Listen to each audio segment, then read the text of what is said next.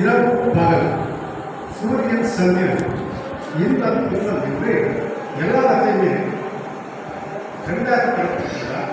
ஆனால் அதே விதத்தில் ஆவியையும் ரெண்டு விதமாக படுத்திருக்கிறார். ஒன்று சாத்தானுடைய ஆவி, இன்னொன்று பரிசுத்த ஆவியானுடைய ஆவி.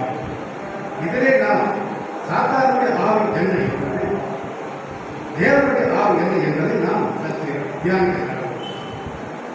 சாத்தானுடைய ஆவி என்பதை நாம் வேண்டிக் கொள்வதை சாத்தான் தருவான். இதை நாம் சாத்தான் மூலமாக பெற்றுக் கொள்ள வேண்டாம்.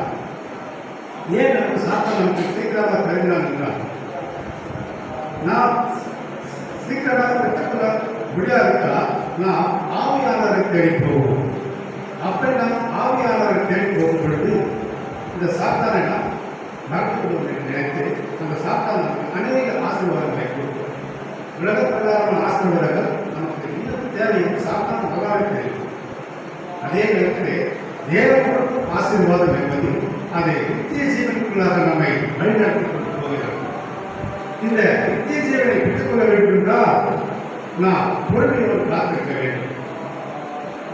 இந்த நித்திய ஜீவன் என்பது ஒரு மனிதனை உலகத்து பார்க்கிறது. ஒரு மனிதனின் வாழ்க்கையில் எந்த விதமான தவறுகள் ஏற்படாமல் அவனை பரிசுத்த வாழ்க்கைக்கு கொண்டு வரும்படியால் பரிசுத்த நகரத்துக்கு அவனை வழிநடத்திக் கொள்ள இந்த நித்திய ஜீவன் நமக்கு தேவைப்படுகிறது. இல்லையென்றால் யோவான் 17:3 இப்படியாக சொல்லப்படுகிறது, ஒன்றான மெய்தேவனாகிய உண்மை அனுப்புகிறவராகிய இயேசு கிறிஸ்துவை விசுவாசிப்பதே நித்திய ஜீவன் என்று யோவான் நமக்கு தெளிவுபடுத்துகிறார். அப்பொழுது அந்த நித்திய ஜீவன் யார் என்பது நமக்கு அந்த ஒன்றான மெய்தேவன் யார் என்பதை நாம் தியானிக்க வேண்டும். ஒன்றான மெய்தேவன் என்றால் என்ன? அந்த ஒன்றான மெய்தேவனுக்கு யோவான் சாட்சியாகவும் முதல் வசனத்திலே அவர் முதல் அதிகாரத்தை 1 முதல் 5 முடிய அவர் நல்ல தெளிவாக தேவனிடத்திலிருந்து அந்த வார்த்தை தேவனாக என்று சொல்லப்படுகிறது. அவர் சகலம் அவர் மூலமாக உண்டாயிற்று என்று சொல்லப்படுகிறது. ஆகவே நித்திய ஜீவன் உண்டான இடம் எங்கே என்பதை நாம் தியானிக்க வேண்டும். நித்திய ஜீவன் என்பது சாதாரணமாக நாம் அதை பெற்றுக்கொள்ள முடியாது. ஒரு மனிதன் மூலமாக நாம் அதை பெற்றுக்கொள்ள முடியாது. காரணம், அது ஒரு இடுக்கமான ஒரு பாதை, விஸ்தரமான பாதை என்பது அது நரக ஆக்கிரமிப்புள்ளாக நம்மை கொண்டு போய் சேர்த்துவிடும். இந்த இடுக்கமான பாதை என்பது தேவனுக்கும் நமக்கும் உள்ள உடன்படிக்கை. அது ஒரு குறுகிய பாதை.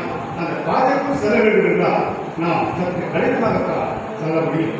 அதற்காக நாம் பொறுமையோடு காத்திருக்க வேண்டும். பழைய ஏற்பாட்டு புத்தகத்திலே ஆபிரகாம் பொறுமையோடு காத்திருந்தார். நான் உன் சந்ததியை பெருக்கப்படுவேன் என்று சொன்னார்.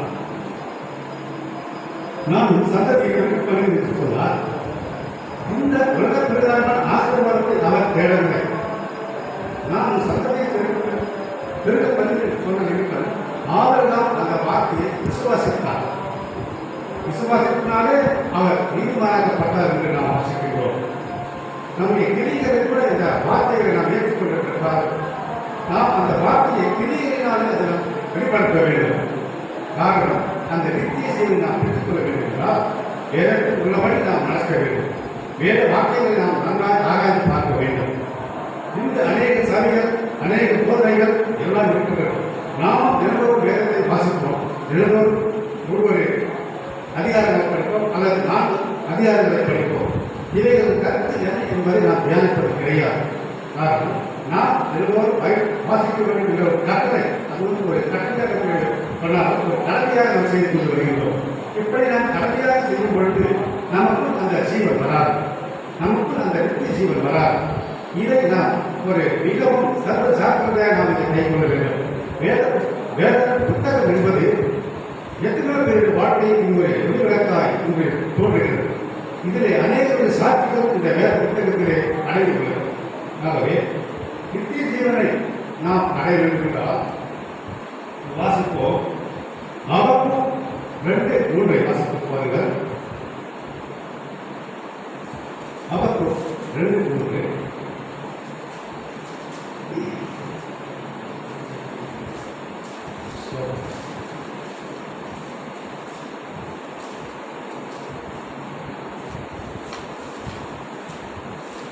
நான் குறித்த காலத்தை குறித்த காலத்துக்கு தரிசனம் இன்னும் வைக்கப்பட்டு இருக்கிறது.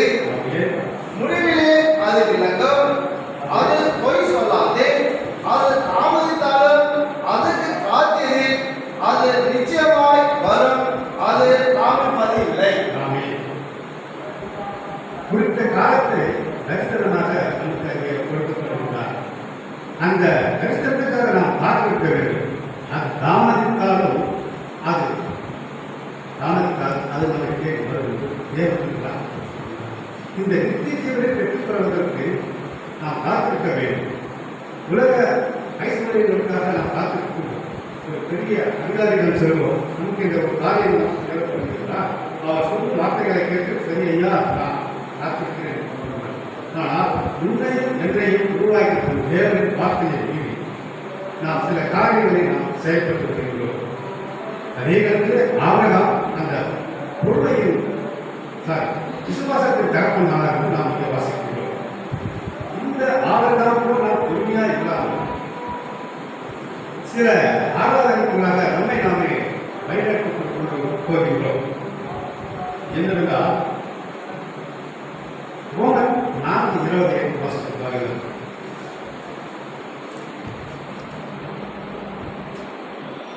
ரோமன் 4:20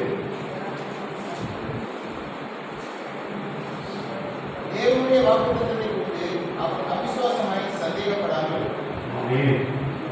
அவருடைய வார்த்தையை நாம் சந்தேகப்படாமல் விசுவாசிக்க வேண்டும். அவருடைய வார்த்தையை நாம் முழுமனத்தோடு நம்ப வேண்டும்.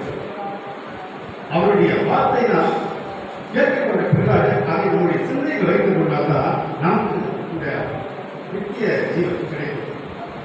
நித்திய ஜீவன் என்பது ஒரு அற்புதமான காரியம் அல்ல. உலகத்தில் நமக்கு அநேக ஆசீர்வாதங்கள் தேடி ஓடினாலும் அவைகளை காத்து இந்த நித்திய ஜீவன் நம்மை வழிநடத்தும். இந்த நித்திய ஜீவனுக்காக போகும்பொழுது நமக்கு தேவையான வேண்டிய உலகத்துக்குரிய ஆசீர்வாதம் தானாக வேண்டும். காரணம், நாம் தேவனுடைய வார்த்தைக்கு நாம் கீழ்ப்படுத்தி நடக்கின்றோம். அப்படி நாம் கீழ்ப்படுத்தி நடக்கும் பொழுதுதான் நமக்கு நித்திய ஜீவனுக்காக பெருமையோடு சேரும். அதே போல 1 தீமோத்தேயு 6:12 வாசிக்கிறோம். 1 தீமோத்தேயு 6:12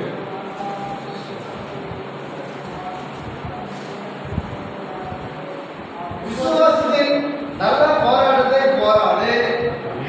நித்திய ஜீவனை பற்றிக்கொள். அதற்காகவே நீ அழைக்கப்பட்டாய். அநேக சாட்சிகளுக்கு முன்பாக நல்ல அறிக்கை பண்ணுகிறவனாய் இருக்கிறாய். நித்திய ஜீவனை போராடு. நித்திய ஜீவனுக்காக நாம் போராட வேண்டும். நமக்கு ஏதோ ஒரு காரியத்தை நாம் சொல்கின்றோம். அவைகளுக்கு அந்த வார்த்தையை நாம் பேசும்போது நன்றாய் கேட்கின்றோம். ஆலயத்தை விட்டு வெளியே போகும்பொழுது ஏதோ சொன்னார், நான் கேட்க நான் தியானிக்கக்கூடாது. அந்த வார்த்தையை நாம் முழுவதுமாக விசுவாசிக்க வேண்டும். அப்படி விசுவாசித்தால் தான் நமக்கு நித்திய ஜீவன் என்ற பொருள் பதவி, அதாவது உலகத்துக்குரிய காரியங்களாக சொல்லப்படும் பதவி, நித்திய பதவியை பெற்றுக்கொள்ள முடியும். ஓசியா 6:4 சொல்லப்படுகிறது. இதைகளை விட்டு நான் முன்னாடி போனால் என் ஜனங்கள் சங்காரம் பார்க்கிறார்கள். நீ என் அறிவை விட்டால் ஆகையால் நீ என் ஆசாரங்களை விடாதபடி நான் உன்னை பெற்றுக்கொள்கிறேன். தேவனுடைய வார்த்தை வேதத்தை நீ மறந்தால் ஆகையால் நான் உன் பிள்ளைகளை மறந்துவிடுவேன். இங்கே நன்றாக கவனிங்கள். தேவனுடைய வேதத்தை நாம் வாசிக்க வந்தால் அவர் நமது பிள்ளைகளை மறப்பார்கள். இயேசு கிறிஸ்து மன்னிக்கிறவர் தான், ஆனாலும் அவர் சிக்ஷிக்கின்ற தேவன். அவர் யாருடைய அதிக வைத்திருக்கின்றாரோ அந்த மனிதனை அவர் சிக்ஷிப்பார். காரணம், இவன் நம் வீட்டு வழியோடு இருக்கின்றானா அல்லது நமது சோதனையை பார்த்து வழிமுறை தோன்றுகிறானா என்று சிக்ஷிப்பார். அதே சிக்ஷையில் பிசாசம் வந்து அங்கதான் பிசாசமாக பண்ணுவாங்க. அவர் சிக்ஷிக்கும் பொழுது நான் குறிச்சு கேட்க விட்டா போதும், பிசாசம் நமக்குள்ளாக நுழைந்து விடுவான். நுழைந்துவிட்டு நாம் கேட்கும் ஆசீர்வாதத்தை இழந்து வருவான். காரணம், நீ அந்த வார்த்தையை கேட்கக்கூடாது, என் வார்த்தையை மாத்திரம் நீ கேட்க வேண்டும் என்று. அப்போது நாம் நினைப்போம், இந்த ஆசீர்வாதம் நமக்கு எப்படி வந்தது? விசாரங்கம் நினைக்க மாட்டோம். தேவன் தான் நமக்கு இதை கொடுத்தார், தேவன் தான் நமக்கு இதை செய்தார். அந்த குறிக்க வட்டத்துக்குள்ளாக நம்மை போட்டு அந்த விசாசனை அடக்கி விடுவான். நீ அந்த நித்திய ஜீவன் பெற்றுக்கொள்ளாதவர்களாக. ஆகவே நன்மை தீமை இவைகள் ரெண்டையும் நாம் நன்றாக சிந்தித்து பார்க்க வேண்டும். அவைகளை நாம் அறிந்து கொள்ள வேண்டும். அதற்காகத்தான் இந்த வேத புத்தகத்தை நாம் தினந்தோறும் வாசிக்க வேண்டும். அதன்படி நாம் கை கொள்ள வேண்டும். கை கொள்ளாதான் நாம் கிறிஸ்தவர்கள். வேதத்தின்படி வாசிக்கிறோமா, அந்த வார்த்தையின்படி நாம் கை கொள்ள வேண்டும். வெறும் நிறுவனமாக நாம் போகக்கூடாது. யாராவது ஒருவர் பார்த்து கேட்பார்கள், இவர்கள் என்ன கிறிஸ்தவர்களா? இவர்கள் பரவாயில்ல, இவர்கள் பொய் பேசப்பட்டாங்க, உண்மையெல்லாம் பேசலாம். அப்படி என்ற ஒரு பேர் நான் எனக்கு சாதாரண நிறைய வார்த்தை கேட்டிருக்கிறேன். ஒரு பிராமணன் கிட்டத்ததாக அங்கே ஒரு விஷயமாக நான் போகும்பொழுது அவர் உங்களுடைய பெயர் நினைவு கேட்டார். சாலமோன் கூறினார், உள்ளே வாருங்கள், அமர்ந்து வந்தார். நான் இங்கே உள்ளே சென்ற சில காரியங்களை பயந்து பேசினேன். அந்த பழைய காலத்தை மட்டும் பேசினார். அவர்களுக்கு நன்றாய் தெரிகிறது இந்த வேதத்தை பற்றி. அப்போது நான் கேட்டேன், ஐயா இவ்வளோ தெளிவாக பேசுகிறீங்க, நீ ஏன் நீங்க வெளிப்படையாக பேசணும்? சொன்னால் யாரும் ஏற்க மாட்டாங்க. ஆனால் எனக்கு தெரியும், மெய்யான தெரியும். நீ உலக கலாச்சாரம் மாறி போச்சு. மனுஷனாவே ஒவ்வொரு புத்தகத்தையும் கொண்டு பண்ண ஆரம்பித்தார். அந்த சொன்னார். அப்போது நான் நினைத்தேன், சரி, எப்படியோ தேவனுடைய வார்த்தை அதற்குள்ளாக உறுதி செய்யும். இவர் இந்த வார்த்தையை மற்ற ரெண்டு கூறும்பொழுது அவர்கள் கற்றுக்குள்ளாக வரக்கூடிய வாய்ப்பாக சரியா? அப்படியா? கிறிஸ்துவர்கள் என்றால் பெயர் கிறிஸ்துவர்களாக மாற்றலாம் எப்பொழுது இருக்கக்கூடாது. உண்மையிலும் கிறிஸ்துவனாக இருக்க வேண்டும். நாம ஒரு இந்து வம்சத்தை சார்ந்தவர், ஆனாலும் அவர் பாதாள உருவாக மண்டியிடாத இருக்கிறார். காரணம், தேவன் அறிவு அவர் தேர்ச்சி பெற்றார். அப்படிப்பட்ட ஒரு சந்ததி அதே இடத்திலே பவுல் ஒரு வெளிக்காரர் பவுல், அவர் கிறிஸ்துவர்களை பார்த்ததை மிகவும் துன்பப்படுத்தினார். அந்த பவுலை கூட தேவன் பெற்றார். அவளே கூப்பிடும்பொழுது, சவுலை கூப்பிடும்பொழுது, நீங்கள் யாருக்கு கேட்கின்றார்? நீ கூட பிரசித்த இயேசுநாதே என்றார். அப்போது அவர் மனக்கசப்பு எடுத்தார்.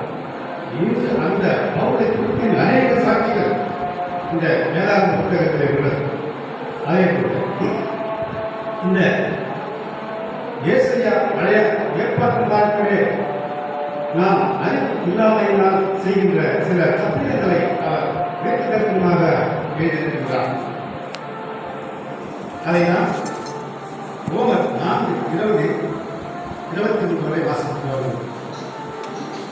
ரோமர் 4:20-23 முடியும்.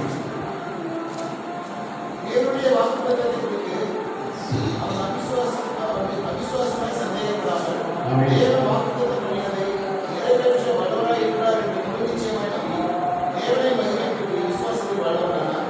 ஆகையால் அது அவருக்கு நீதியாக நடந்தது. 24-23 முடியும். அது அவனுக்கு நீதியாக எண்ணப்பட்டது என்று அவருக்காக மாத்திரமல்ல நமக்காகவும் எழுதப்பட்டிருக்கிறது. அது அவருக்கு நீதியாக, அவருக்கு மாத்திரமல்ல நமக்கு மாத்திரமல்ல.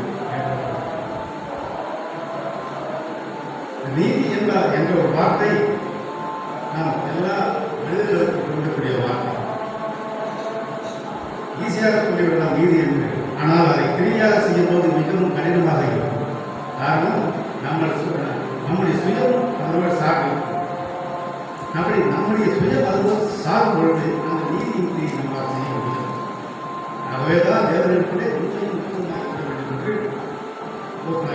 கொண்டு அதை பார்த்திருந்து, நீ என்னை செலுத்த வேண்டுமென்றால் முழு மனதோடு என்னை செலுத்த வேண்டும் என்று சொல்கிறார். சந்தேகப்படாமல் நாம் அதை கொண்டு வர வேண்டும். சந்தேகத்தினால் இருந்தால் நீ எந்த ஒரு ஆசீர்வாதத்தை பெற்றுக்கொள்ள முடியாது. உலக பிரகாரமான ஐஸ்வர்யம் பெற்றாலும் தேவனுடைய ராஜ்யத்தை நீ பிரவேசிக்க முடியாது. இதுதான் தேவனுடைய வாய்ப்பு ஆச்சரியமாக கடினம் கொடுக்கிறார். காரணம் இவன் மாற்றத்துக்குள்ளான ஆசீர்வாதங்களை பெற்றுக்கொண்டான். நித்திய ஜீவன் பெற முடியும். நித்திய ஜீவனுக்கு வரும்பொழுது இயேசு கிறிஸ்து என்ன விதமான பாடல்களை பெற்றார் நன்றாக தெரியும். நம்முடைய பாவங்களாக தனத்தான அவசியங்களை இருந்தார். மறுத்து 3ஆம் நாளிலே நீங்களுடைய இப்படி மற்ற நேரத்தை கொண்டு அநேக கலந்தோம் இந்த தேசத்திலே இருந்து எல்லா கடவுளுமே இவர்களை எழுந்து வரவில்லை. ஆனால் இவர் வந்தால் சரித்திரம் 2ஆக தீவும் தீர்ப்பு இருக்கிறார். கிறிஸ்து பிறப்பதற்கு முன் கிறிஸ்து பிறப்பதற்கு அப்படிப்பட்ட இயேசு கிறிஸ்து இன்று நமக்கு முன்பாக தன்னை தாழ்மைப்படுத்தி இந்த 2 நாட்களிலே நாம் அதை கடைபிடித்து வருகின்றோம். இந்த நாட்களிலே இந்த நித்தியத்திற்குள்ளான வாக்குகளை பெற்றுக் கொள்ள வேண்டும். ஏசாயா 44:12 முதல் 18 முடிய. ஏசாயா 44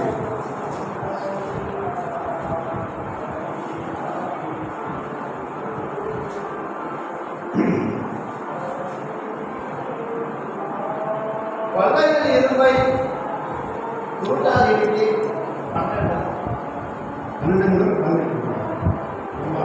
கொள்ளையில் இரும்பை பொருட்டால் இணைக்கி உலகிலே காய வைத்து கத்திகளால் அதை உருவாக்கி தன் சுய பலத்தினால் அதை பண்படுத்துகிறான். பட்டினியாயிருந்து விரலற்று போகிறான். தண்ணீர் குடியாமல் களைத்து போகிறான். தச்சன் நூல் பிடித்து மட்டப்பலகையாய் மாற்றி குறி போட்டு புலிகளினால் உறுதிப்படுத்தி கவசத்தினால் அதை வகுத்து வம்ச புரட்டாளி உலகத்தை காய வைத்து சுத்திகளால் அதை உருவாக்கி தன் உயர்த்தினால் அதை பலப்படுத்துகிறார். பட்டினியால் இருந்து நல்லற்று போகிறார். தண்ணீர் குடியாமல் களைத்து போகிறார். தச்சன் நூல் பிடித்து மட்ட பலகையால் நாட்டுக்கு குடி போட்டு குடிகளினால் உருவடுத்தி சுவரத்தினால் அதை வகுத்து மனுஷ சாயலாக மனுஷ ரூபத்தின்படி உருவாக்குகிறார். அதை கோவிலிலே நாட்டி வைக்கிறார். அவன் தனக்கு 7 மரங்களை இருக்கிறார். ஒரு நரத்தையாவது ஒரு கருவாக்கு நரத்தையாவது தெரிந்து கொண்டு 4 மரங்களிலே பலத்த மரத்தை தன் காரியத்துக்காக வளர்க்கிறார். அல்லது அசோக மரத்தை நடுகிறார். மழை அதை வளரச் செய்வார். மனுஷனுக்கு அவைகள் அடுப்பாகும் போது அவன் அவைகளை எடுத்து குளிர்காய்கிறார். நெருப்பை ஊட்டி அப்பமும் சொல்கிறார். அதனால் ஒரு தெய்வத்தையும் உண்டு பண்ணி அதை பணித்துக் கொள்கிறார். ஒரு விக்கிரகத்தையும் கருணால் செய்து அதை வணங்குகிறார். அதில் ஒரு துண்டை அடுத்து எரிகிறார். ஒரு துண்டினால் எச்சையை சமைத்து புசித்து பொறிகளை குறித்து திருப்தியாகி குளிர்காய்ந்து அனவானே நெருப்பை கண்டித்து சொல்லி அது நீதியான துண்டை கணக்கி விக்கிரக தெய்வமாக செய்து அதற்கு முன் விழுந்து அதை வணங்கி நீ என் தெய்வம், நீ என்னை ரட்சிக்க வேண்டும் என்று அதை நோக்கி மன்றாடுகிறார். மனிதன் இந்த ஆபிரகாம் பொறுமையோடு காத்திருந்தார். இந்த நித்திய ஜீவனை பெற்றுக்கொள்வதற்கு இந்த நித்திய ஜீவனை பெற்றுக்கொள்ளாத அவசரப்பட்ட ஜனங்கள் இந்த அதிகாரத்தை குறிப்பிடுகின்றார். மனிதன் தனக்கென்று ஒரு மரத்தை நடுகின்றார். அதற்கு தண்ணீர் பாய்ச்சுவது தேவன். இந்த மரத்துக்கு தண்ணீர் பாய்ச்சுவது யாருக்கும் தெரியாமல் நான் தான் இந்த மரத்தை நட்டு அதை உருவாக்கினேன் என்று சொல்லி ஒரு தச்சனை வரவழைத்து விடுகிறார். ஒரு சிலையை உண்டு பண்ணி அவைகளை நமஸ்கரிக்கின்றார். அதே மரக்கட்டையிலே தனக்கு ஆகாரம் சமைக்க அந்த கட்டையை பயன்படுத்துகிறார். அதே கட்டையிலே தனக்கு வேண்டிய அந்த புல்லு நாட்களில் அதை ஒழித்து புல்லு காய்கிறார். இப்படி அவர்கள் அறியாமையினால் உணராமலும் இருக்கிறார்கள். நாலாவது அவர்கள் கண்களும் உணராதபடிக்கு அவர்கள் இறுதியும் அழைக்கப்பட்டிருக்கிறது. அவர்கள் தங்களுடைய சுய அறிவினால் செய்யும் சாத்தான் அந்த உடலுக்குள்ளாக வரும் பொழுது இப்படிப்பட்ட ஒரு காரியங்களை செய்ய சொல்கிறார். எனக்காகவே அதாவது தேவன் உங்களையும் என்னையும் உருவாக்கினார். ஆனால் அதே மனிதன் கட்டை எடுத்து தேவன் இனம் உருவாக்குகின்றார். இங்கேதான் மனிதனுக்கு சாத்தானுக்கு உள்ள உறவு ஏற்படுகிறது. அப்படி தேவனோடு ஐக்கியப்பட்டு தேவ ஆசீர்வாதங்களை பெற்றுக்கொண்ட பிறகு இப்படிப்பட்ட காரியங்களை அவர்கள் செய்ய மாட்டார். தேவனுடைய நித்திய ஜீவனை பெற்றுக்கொள்ள வேண்டும் என்றால் நாம் பொறுமையோடு காத்திருப்பது மிக மிக அவசியம். தேவ வார்த்தையை பெற்றுக்கொண்டால் அவைகள் பணி நடத்த முடியும். மற்றவர்களுக்கு முன்னுதாரணமாய் நாம் காணப்பட வேண்டும். தேவனுடைய வார்த்தைக்கு கீழ்ப்பட்டு நடக்க வேண்டும். உலக காரியங்களுக்கு கீழ்ப்படிதல் தேவையில்லை. காரணம் அவை மாம்சமானவை. இந்த வார்த்தையோ நித்தியமானவை. இவைகளை தான் நாம் கற்றுக்கொள்ள வேண்டும். தேவனோடு ஒவ்வொரு நாளும் நாம் ஐக்கியப்பட்டு தேவனுக்கு விடனால் படித்து நாம் அவருடைய சித்த உன்னதத்தை தெரிந்து நாம் கேட்க வேண்டும். இந்த தரங்களில் வந்து 3 விதமான காரியங்களை நாம் அங்கே முன்வைக்கலாம். அதாவது மண்டலங்களில் இருக்கின்ற எங்கள் பிதாவே உன்னுடைய நாமம் ரட்சிக்கப்படுவதால் அவருடைய நாமம் முதல்ல ரட்சிக்கப்படும். உன்னுடைய சித்தம்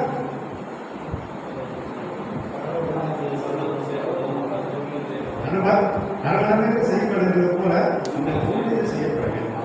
அவருடைய சித்தம் என்னதென்று நாம் தெரிந்தால் நாம் ஜெபிக்க வேண்டும். ஏதோ நமக்கு அதாவது நம்ம சுயபலத்தினால் சுயமாய் அன்றவரே இந்த காரியங்கள் வேண்டும் என்று கேட்டால் அதற்கு பதில் தராது. அவருடைய சித்தம் அவர் அதாவது ஒரு கணக்கும் ஒரு மகத்தை கேட்கும்போது அப்பாவுக்கு பிடித்த மாதிரி ஒரு பொருளை கேட்டால் அவர் தங்கி வாங்கி கொள்வார். இல்லை எனக்கு அந்த பொருள்களை இதுதான் வேண்டும் என்று கேட்டால் அப்பா சொல்வார் அது ஒரு வேண்டாம், அது ஒரு தேவையான காரியம் என்று சொல்வார். அப்படிதான் இயேசு கிறிஸ்து அவருடைய சித்தத்தின்படி நாம் எவைகளை பெற்றுக்கொண்டோமோ அவைகளை பெற்றுக்கொண்டோம் என்று விசுவாசிக்க வேண்டும். அவைகளை நாம் பெற்றுக்கொண்டோம் என்று விசுவாசிக்க வேண்டும். ஏனால் வேதத்தில் நாம் வாசிக்கின்றோம், நெடுங்காலமாக காத்திருப்பது இருதயத்தை இழக்கப்படும், திருமணம் வரும்பொழுது ஜீவ பெற்று போடுகிறது. நம்முடைய காரியங்கள் தேவனுக்கு உண்டான காரியங்கள் திருமணம் நமக்கு வரும்போது அப்போது நமது மனம் புள்ளி எழுதும், ஜீவ பெற்று போடுகிறது.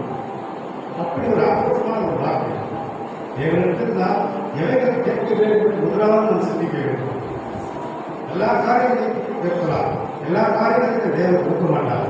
அவருக்கு பிரியமானதை கேட்டால் அடுத்த காரியம் கொடுப்பவர் அளவாக இருக்கின்றார். ஆகவே இந்த நாளிலும் கூட நாம் அநேக நாட்களை குறித்து தியானிக்கலாம். அதேமாதிரி நம்முடைய காலத்தை நாம் யோஜனைப்படுத்த வேண்டும். நம்முடைய காலத்தில் ஏதோ பிறந்தோ வாழ்ந்தோம் என்று போவதை தேவனுக்கு சாட்சி உள்ளதனால் தேவனுடைய கிரி செய்கின்றதனால் நகராக நாம் கொடுக்க வேண்டும். தேவனுக்கு பிரிந்த குடும்பமாக இந்த கிராமத்தில் வச்சுக்க வேண்டும். நம்மை பார்த்து இவர்கள் ஆராதனை எனக்கு மிகவும் பிரியமாக இருக்கிறது என்று அந்த வார்த்தை கிரியை நாங்கள் செய்யப்பட வேண்டும். இப்படியாக நாம் நம்முடைய கிரிகளினாலே ராகாம் என்கின்ற பேசி தன்னுடைய கிரிகளினாலே அவர் லட்சாட்சி பெற்றார் என்று நாம் வாசிக்கிறோம். இன்று நாம் இந்த மாற்று பிரகாரமான உலகத்திலே பேசியதான் தள்ளிவிடுகின்றோம். ஆனால் தேவன் அவருடைய கிரியை பார்த்தால் அவருக்கு நச்சாட்சி பெற்றார். இன்றும் அவர் தீர்ப்பு கொண்டிருக்கிறார். அந்த பட்டணத்திலே நடுவையுமான இடத்திலே அவர் தங்குவதற்குண்டான வசதியை தேவன் ஏற்படுத்தியிருக்கிறார். அப்படியா அந்த கிரிகளினாலே நாம் தேவனோடு ஐக்கியப்படுத்த வேண்டும். நம்முடைய வார்த்தை எப்பொழுதும் நல்ல தெளிவாய் மற்றவர்களுக்கு குறையில்லாமல் தேவனுக்கு மனிதனுக்கு இந்த ரகசியம் உண்மை என்பதை நாம் தெரிந்திருக்க வேண்டும். எபிரேயர் 5:15 வாசிப்பார்கள். எபேசியர் 5:18 நாட்கள் பொல்லாதவர்களால் காலத்தை பிரயோஜனப்படுத்திக் கொள்வது.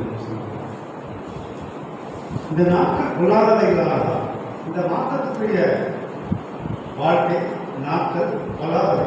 காரணம் சாத்தான் எப்பொழுது எழுதலாம் இந்த மனிதன் தேவனுடைய வார்த்தைக்கு தேவனுடைய கட்டளைக்கு கீழ்ப்படிந்து நடத்துகிறானே இவனை அங்கே நாம் விட்டால் நமது அருளாட்சி இந்த பூமிக்கு வராது என்று எப்பொழுது எழுதலாம் என்று அவன் காலத்தை எதிர்பார்த்து கொண்டிருக்கிறான். காலத்தை நாம் பிரயோஜனப்படுத்த வேண்டும். பகுதி கூட எபிரேயர் நாம் ஒவ்வொருவரும் கிறிஸ்துவர்களாக இருக்கிறோம். நாம் எப்படிப்பட்டவர்களாக இருக்க வேண்டும் என்றால், எப்படிப்பட்ட உணவுகளை நாம் உண்ண வேண்டும் என்றால், இந்த எபிரேயர் 5:12 எப்படியாக இருக்கின்றது? காலத்தை பார்த்தால் வரலாறு இருக்க வேண்டிய உங்களுக்கு தேவனுடைய வாக்கியங்களின் மூல உபதேசங்களை மறுபடியும் உபதேசிக்க வேண்டியதாகிடுச்சு. நீங்கள் பலமான ஆகாரத்தை பாறை உண்ணத்தக்கவர்களாக. இதிலே ஆகாரம் 2 வகை. பலமுள்ள ஆகாரம் ஒன்று, பாற்புள்ள ஆகாரம். நாம் எந்த விதமான ஆகாரத்தை நாம் பண்ணுவோம்? பலமுள்ள ஆகாரம் என்று தேவனின் கிரியை, தேவனின் வார்த்தை. பார்ப்பது என்று சாத்தான் உருவாதான் கொடுப்பான். இப்போ ஒரு பழமொழி ஒரு வாரம் வாழைப்பழம் வாழைப்பழம் பிடிக்காது. அந்த ஊசி கூர்மையான, அப்படிதான் இந்த சாத்தானுடைய வார்த்தை மிகவும் கூர்மையான. அது நமது ஆத்மாவோடு எப்படி செலுத்துறது என்று நமக்கே தெரியாது. இந்த நமக்கும் செயல்பட தொடங்கிவிட்டால் நமக்கும் உள்ள அத்தனை, இந்த உலகத்தில் அத்தனை காரியம் நமக்குள்ளாக வரும். புகைப்பிடித்து பழக்கம், பேசுதல், மது தருதல், ஒருவருக்கு ஒரு தானம் பண்ணுதல், அந்த தீய வார்த்தைகள், இப்படியாக பலவிதமான சிந்தனைகள் நமக்குள்ளாக வரும். நாம் எப்பொழுதும் இந்த காலத்தை நாம் உபயோகப்படுத்திக் கொள்ள வேண்டும். இதுதான் நீங்கள் பார்ப்போம் ஆகாரம் உணர்ந்தார். பலமுள்ள ஆகாரம் என்பது இந்த வேதத்தின் வார்த்தை. இது உள்ள ஒவ்வொரு வார்த்தையும் சத்தியமானது. நம்மை தேவன் சோதித்து குறைத்து பார்ப்பார். ஒவ்வொரு பக்தர் கிடையாதுள்ளார். தேவனை சோதித்து குறைத்து பார்த்து கொண்டு நான் கொண்டாட வேண்டும். அவர் மிகவும் சொல்பனாக வாழ்ந்த ஒரு மனிதன். அந்த மனிதன் எனக்கு எல்லாவற்றையும் எழுத பிற்பாடு அவர் மேல ஒரே சொல்லி சிறகு கூடுதல். அப்படி இருந்தால் அவர் நித்திய ஜீவனுக்குள்ளான வார்த்தையை விட்டுவிடுவார். அப்பொழுதுதான் தனது மனைவியானவர் கூறுகிறார், தேவனை குறித்து ஜீவனை வெளியே. இப்ப பார்த்தாலும் தேவன் கடவுள் கடவுள் கடவுள் கடவுள் சொல்லிய அந்த கடவுளுக்கு ஒரு எண்ணத்தை கொடுத்தார். இவ்வளோ கசிந்தே வாழ்க்கைய நீங்க உங்களுக்கு எதுவுமே இல்லையே. இந்த பிச்சை காட்டுறதுக்கு ஒரு ரோட்டு கையில் இல்லையே. உங்களுடைய மேலப்பா ஒரே கொப்பா ஒரே சொல்லி சிறந்தார். அப்பேற்பட்ட தெய்வத்தை ஏன் வணங்குற? ஆனால் அப்படிப்பட்ட காரியத்தை தேவன் கொடுத்தாரா? சாத்தான் கொடுத்தார். ஆனால் அவர் தேவனுக்கு வைராக்கியமாக மிகவும் விசுவாசத்தோடு காத்துள்ளார். அவரை சோதிக்கும் பொழுது நான் உண்ணாத இந்த வார்த்தையை தனது மனைவி பூசிக்கும் பொழுது அவர் அழகா சொன்னார். அந்த வார்த்தை ஒரு பைத்தியக்கிறார். நன்மை தக்கிறதா தீமையை தக்கிறாரோ? தேவனால் நாம் அநேக நன்மைகளை பெற்றுக் கொள்கிறோம். நமக்கு ஒரு கஷ்டம் வந்தால் என்பது தலைவர் சொல்கிறார். சோதனையை கொடுப்பா தேவன் ஆரோக்கியமாக சில சோதனைகளை கொடுக்கின்றார். ஆனால் இந்த சோதனை என்ன தெரியாது. தேவன் தான் கொடுத்தார் நாம் நினைக்கின்றோம். அந்த சமயத்தில் கொடுக்கும் சோதனை சாத்தானால் ஒரு சோதனை. காரணம் இவன் அந்த தேவனோடு ஐக்கியப்பட்டு போகக்கூடாது. இவன் அந்த தேவனுடைய வார்த்தைக்கு இணைந்து போய்விட்டாங்க. என்னுடைய ஆட்சி வராது. இதைதான் ஆதாரம் பலமுறை ஆதாரம் என்று இந்த இவரே வாசிக்கின்றோம். ஆகவே நாம் இந்த நித்திய ஜீவனுக்குண்டான வார்த்தையை இன்னும் அநேக வசனங்கள் வைத்து பேசுவதற்கு என்று இருந்தாலும் குறித்த காலத்தில் முடிக்க வேண்டும் என்று இந்த கேட்ட வார்த்தையை நீங்கள் ஒவ்வொருவரும் அந்த வசனங்களை ஆராய்ந்து பாருங்கள். அவைகள் படி நடங்கள்.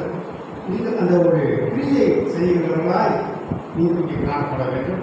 நீங்களும் ஒரு சாட்சியாக நீங்கள் இந்த ஆலயத்துக்காக பிரவேசிக்க வேண்டும்.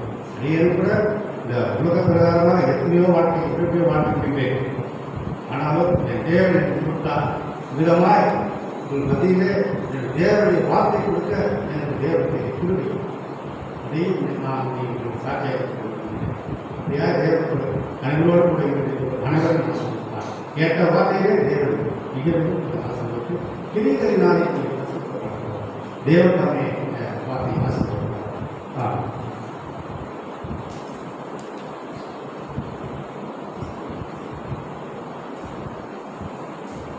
அல்லேலூயா. நித்திய ஜீவனை பெற்றுக்கொள்வது எப்படின்னு ஒருத்தர் போய் ஆண்டவர்கிட்ட கேட்கிறாங்க.